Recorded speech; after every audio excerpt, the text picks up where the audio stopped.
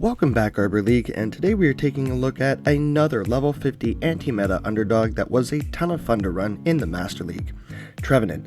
Trevenant has also been nerfed as Seed Bomb's energy was increased, but it still performs relatively well, so like and subscribe and turn notifications on, and let's take a look at the team.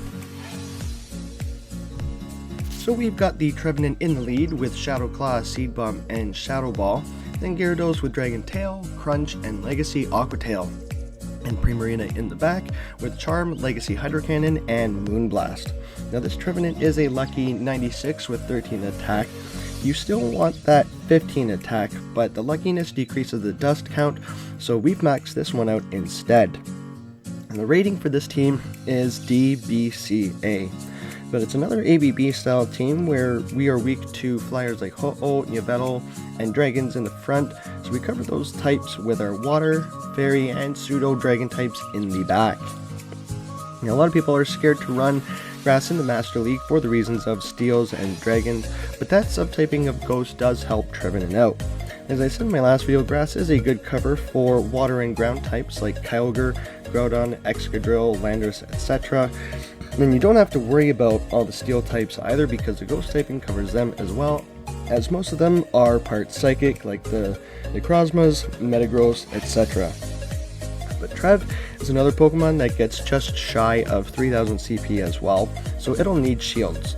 So it does actually okay in even or up shield scenarios.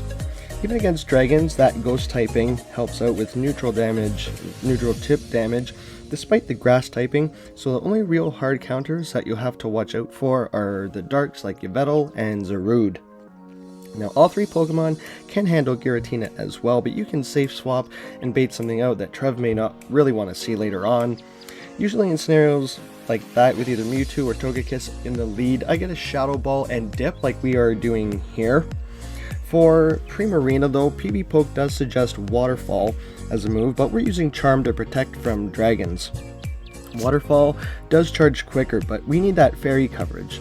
So you still win against things like Gyarados and Palkia, but the water, for instance, is better for matches against steel types, grounds, Ho-Oh, etc. But we have a hard counter in that in Gyarados. So you could use Waterfall on Gyarados as well. I just feel that Charm and Dragon Tail are more oppressive. So you do gain that advantage.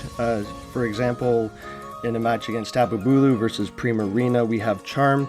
So his grass typing would usually wall all the water energy, so we still have a fighting chance up against Tapu Bulu, for example. So we're using Moonblast instead as well. It's 6 Waterfalls to Disarming Voice and 8 to Moonblast. It's also 8 Charms to either Moonblast or Disarming Voice, but if we're Charming, then we want Moonblast.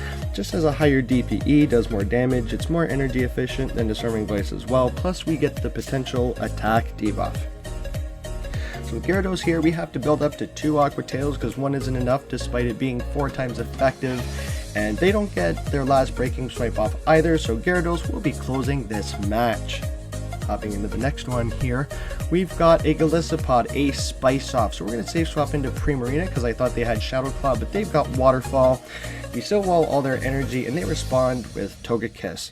They responded a little late though, so we're able to make this Hydro Cannon and they don't shield, so now we're ahead on health as well. They're not going to make a move, they get Charmed down, we win switch as we see a Gyarados come in. So we could go either way here, but we're going to respond with our own Gyarados as well. I know we're going to win this matchup, and we can just force a Golisopod to throw if he has anything. They get their Crunch off and get the debuff, so we're going to throw our Crunch as well just before they get to theirs. Dragon Tail and Waterfall charge about the same speed anyways. They're going to shield that up, and we win CMP in the next one because we are the Hundo. So we get the defense drop as well, so we're going to shield that up just because we want a lot of energy coming out of this match. They come back in with the Golisopod and throw.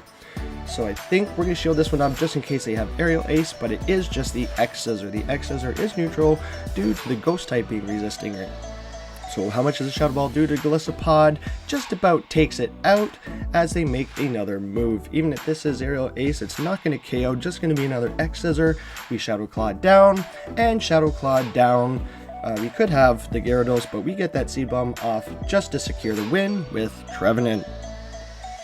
Hopping into the next one here, got Trevenant versus a Metagross, another acquired target. So the Ghost typing does take care of these Metagross, but we can see that the Bullet Punches are hurting just as much.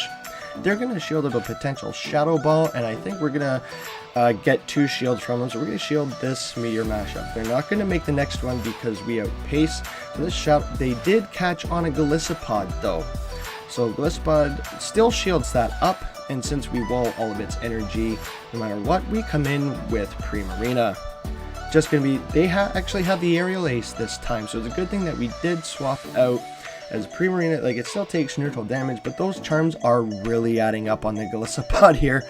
I think I was getting, throw that Hydro Cannon off. We don't need to go for the Moonblast, just save some energy, get rid of the Golisopod. Can we make that next one? We cannot, but we still hard counter this Metagross with the Gyarados, as the Water type does resist the Steel, and the Flying type resists the Earthquake. Just going to be that Meteor Mash, and we can't farm down here, so we're going to have to shield it up just to preserve some health on Gary because the Trub is low as well. They come in with their own Gyarados and no shields left, so I think this is looking like a good game just because we're not able to make that Seed Bomb, and this Gyarados is going to need 2 crunches plus some farm to get rid of. So we get the defense drop. Can we make the next move? We can make the Aqua Tail before they make their crunch, but does it KO since the defense drop? It barely does not, and they make their move. So very close game there. GG's to this trainer as they take this win. Hopping into the next one here, we've got Trevenant versus Garchomp. So we do resist the mud, but they've got Dragon Tail, so it's a good thing that we did safe swap into Gyarados. They respond with Metagross, which is not a response to Gyarados here, but because of those Dragon Tails, we did take some damage. So we're going to have to get a shield back ourselves just to preserve some health. We don't want to get farmed down. We want to win this because it's a dominating match for Gyarados. We did get the defense drop, so this crunch should take care of the Metagross, but they shield. So we're going to have to let this go because I think I can survive just barely. We're 1 off. We do get to that crunch, and this will be taking care of the Metagross and both of their shields, and we can come back in with the Primarina depending on what they have in the back. I think we're going to let this go, just see if they have the Earth Power. They just have the Sand Tomb, so they probably have Outrage, and they come in with the Gyarados, which we also wall all this energy. So we don't even have to shield a thing from this either. Crunch doesn't do that much. It is resistant. As you see, I did try to swap. I was thinking about it, but we're going to go ahead, throw this Moonblast, get rid of the Gyarados, and we could have charmed down the Garchomp, but we're just going to finish off with Trevenant just to get that win. This is Pokemon we're showcasing with, so as you can see, it was another very cool anti-meta team to run. It's still able to deal with some of the heavyweights, not get too sweaty, and still have fun with the game. As long as you have shields for Trevenant and maintain alignment, this team was a ton of fun to run. Getting that Lugia with the rewards there, still having some fun spicing up on the meta. If you're enjoying the content, don't forget to like and subscribe and turn notifications on because there will be much more Pokemon Go content to come. And check out Discord. Come hang out, discuss teams, stream some battles, or post your teams and get featured in a future graphic or video. We're also on Facebook if Discord isn't your thing. My updates page, the group, and chat link is available in the description. And we might be straight out of TMs, but we are not straight out of merch. We've got some shirts, hoodies, magnets, coffee mugs to check out with my branding on it, so be sure to check that out as well. But that's all I've got for today, guys. Thank you again so much for watching and supporting the channel. I've been ArborAndy, and I'll see you in the next one.